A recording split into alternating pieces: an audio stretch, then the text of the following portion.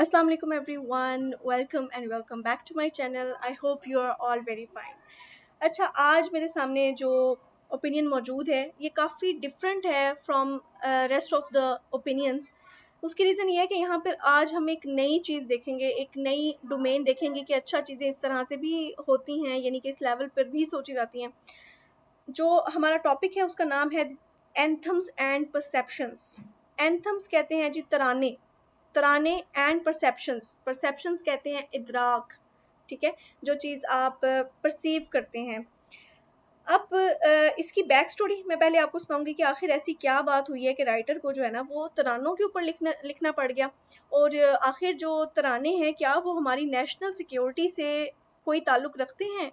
क्या इससे कोई सिंबल ज़ाहिर होता है किसी कंट्री का, किसी कंट्री को?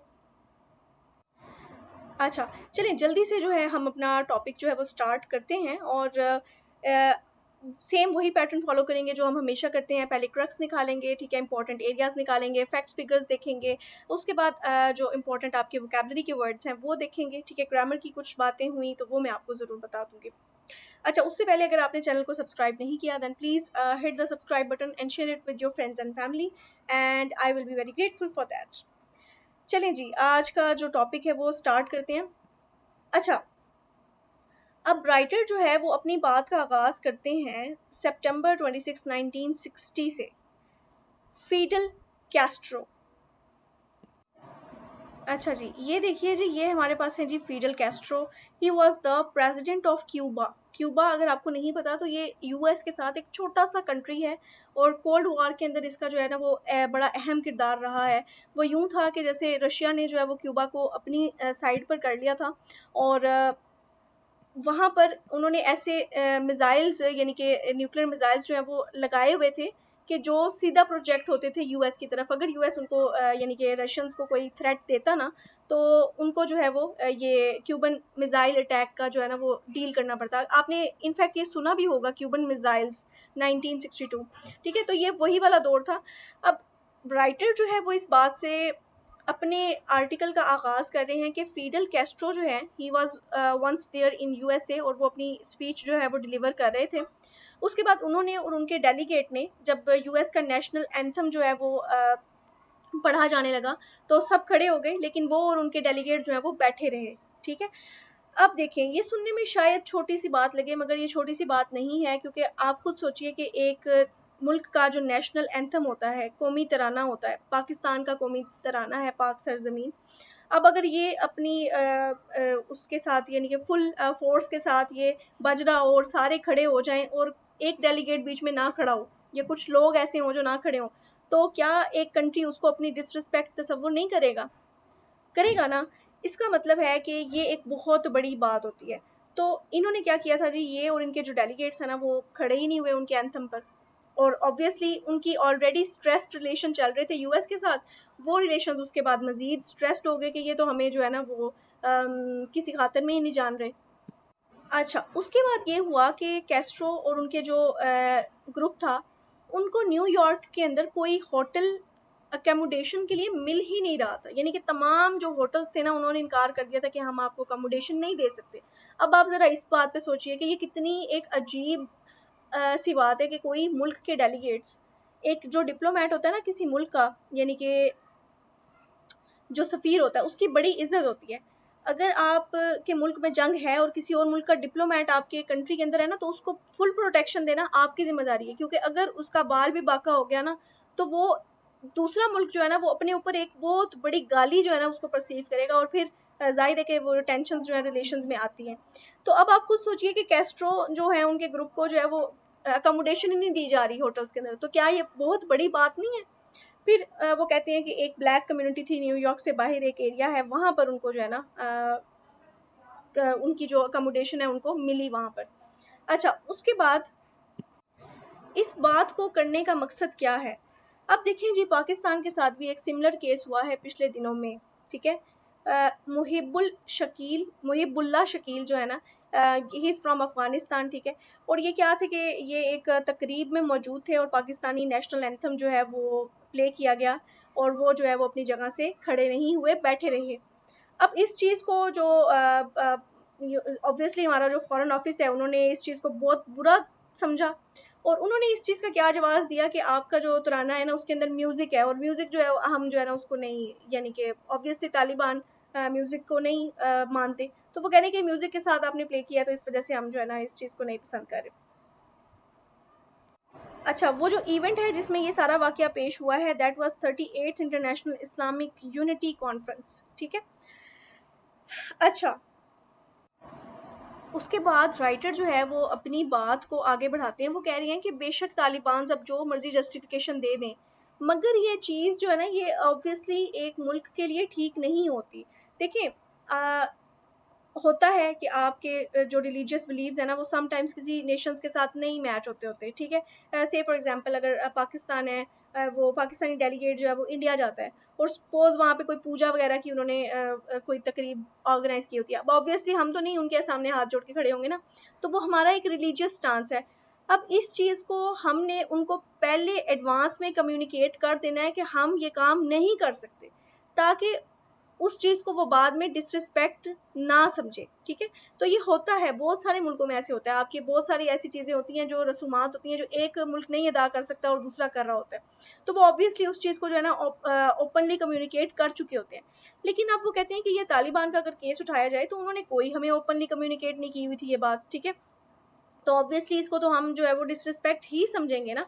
तो यही रीज़न है कि पाकिस्तान के फॉरेन ऑफिस ने इसको जो है वो एक इस बात का एक स्ट्रॉन्ग रिस्पॉन्स जो है वो दिया है।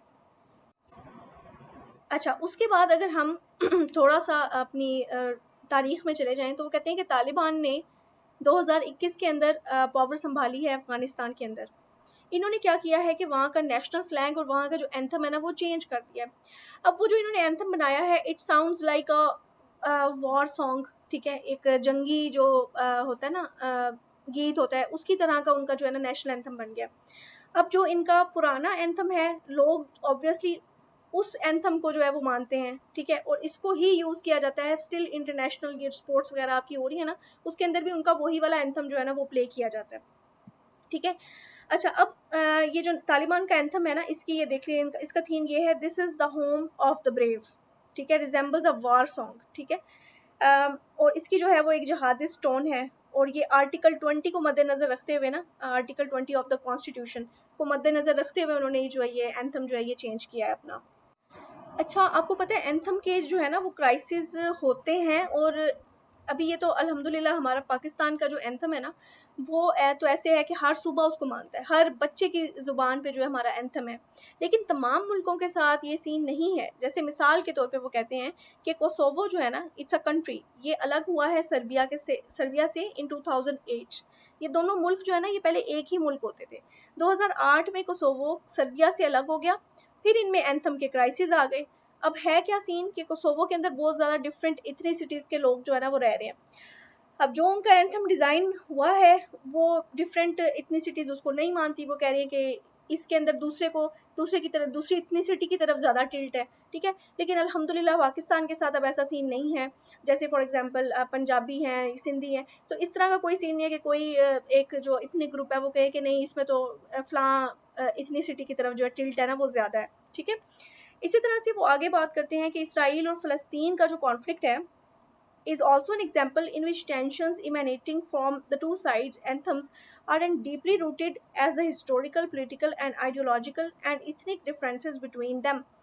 अब वो कह रहे हैं कि अगर इसराइल और फ़लस्तीन की बात करें तो इनका जो एंथम का इशू है वो भी बहुत सारी उसकी वजूहात हैं, जो कुछ तारीखी हैं, कुछ सियासी हैं, कुछ नज़रियाती हैं, ठीक है? कुछ इथनिसिटी से रिलेटेड डिफरेंसेस हैं। फ़लस्तीन का नेशनल एंथम फ़िदाई और इसराइल का नेशनल एंथम है जी हैतिकवाह, ठीक है? Have often caused mutual tensions. इन दो एंथम्स की वजह से इन दोनों नेशंस के दरमियान जो है वो काफ़ी ज़्यादा टेंशंस बनी हैं, ठीक है?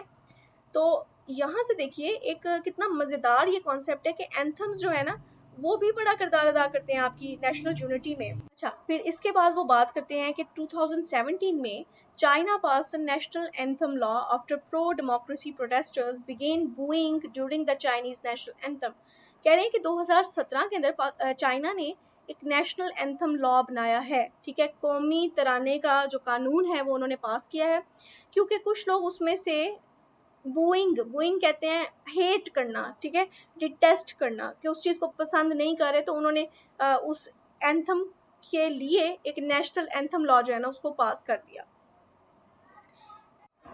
उसके बाद वो आगे बात कर रहे हैं कि अगर पाकिस्तान ने ये जो तालिब अभी करंटली ये डिप्लोमेट का रिएक्शन देखकर एक रिएक्शन दिया है, ये इस ऑस्टेंसिबल डिसरिस्पेक्ट की वजह से है कि वो उन्होंने जो एक किस्म की डिसरिस्पेक्ट की है ना हमारे एंथम की। अगर ये चीज़ वो क्लियरली पहले स्टेट कर देते तो चीज़ें और रिस्पॉन्स जो है वो ऑब्वियसली डिफरेंट होता, ठीक है। अच्छा, अब आपको मैं बताती चलूँ कि पाकिस्तान का बेसिकली अफ़गानिस्तान के साथ इशू क्या है कि वो टीटीपी को सपोर्ट कर रहा है, ठीक है। टीटीपी जो है वो एक ऐसी जमात है जो कि थोड़ा रिजिड माइंडसेट रखती है, और पाकिस्तान नहीं चाहता कि अफ़गानिस्तान जो है ना इनको सपोर्ट करे, ठीक है। अब सीन ये है कि अगर ये काम चलता रहता है तो ऑब्वियसली पाकिस्तान और अफ़गानिस्तान के दरमियान जो टेंशन्स है वो चलती रहेंगी। अब अफ़गानिस्तान का इस सारे मामले के ऊपर क्या स्टांस है कि ये आपका अपना रूल ऑफ लॉ जो है ना उसका प्रॉब्लम है, ठीक है। ये हमारा प्रॉब्लम नहीं है कि अगर आपके लिए ये मसाइल जो है ना वो पैदा हो रहे हैं, ठीक है। देखें, एंड वाली लाइन पढ़ते हैं। Such simplistic argument turns more sensitive when compared to the emotionalism attached to national symbols. Indeed, the rule of law is an issue in Pakistan, but it cannot be used to justify the Taliban support for the violent TTP. And पर वो बात का इख्तिताम इस तरह करते हैं कि बेशक पाकिस्तान के लिए रूल ऑफ लॉ जो है ना वो एक प्रॉब्लम है, लेकिन इसका हरगिज़ ये मतलब नहीं है कि तालिबान जो है वो सपोर्ट करेंगे एक वायलेंस को इनकी, ठीक है।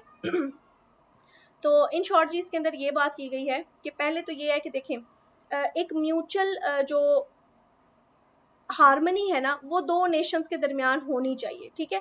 अब देखें पाकिस्तान अफगानिस्तान के रिलेशंस है ना मोस्टली टेंशन्स में ही रहे हैं, मगर ये दोनों नेशंस एक दूसरे पे डिपेंड कर रही हैं। वो ट्रेड तो कर रही हैं ना, या ट्रेड ना सही उनके अंदर एक इस्लाम जो है वो तो एक कॉमन चीज़ है ना। तो इसका मतलब ये है कि उन्हें एक दूसरे के साथ एक तो कम्युनिकेशन को स्ट्रॉन्ग करना चाहिए, दूसरा फिर अब ये जो जिस तरह का वाक़या अभी पिछले दिनों में हुआ है ये इस तरह का आगे रिपीट नहीं होना चाहिए, बिकॉज ये चीज़ें जो है ना ये बहुत मैटर करती हैं, ठीक है। अच्छा स्टूडेंट्स, इसके अंदर जो मुझे मुश्किल अल्फाज लगे थे इम्पॉर्टेंट भी, वो मैं आप लोगों को दिखा रही हूँ। One is defiant. डिफाइंट का मतलब होता है जी अनकोऑपरेटिव, नॉन कंप्लायंट, ठीक है, यानी कि मददगार ना हो जो। इसी तरह से एक लफ्ज़ है डिसरप्टिंग, इसका मतलब होता है थ्रो इनटू कन्फ्यूजन या टर्म ऑयल इन, ठीक है। डिस्टर्ब करना यानी कि कन्फ्यूजन के अंदर डाल देना, ठीक है। वैसे तो डिस्टर्ब का मतलब ये भी होता है ना कि डिस्टर्ब करना। उसके बाद आपके पास एक लफ्ज़ है डिसअरे। डिसअरे का मतलब होता है जी डिसऑर्डर या फिर केओस, ठीक है। डिसऑर्डर मतलब बेतरतीबी। प्रोफाउंड होता है जी इंटेंस, कीन या ग्रेट, ठीक है। इंटेंस यानी कि शदीद जैसे होता है ना, और इनवॉय का मतलब होता है डेलीगेट। डेलीगेट यानी कि एक वफ्द जो आ रहा है, एजेंट इसको कहते हैं।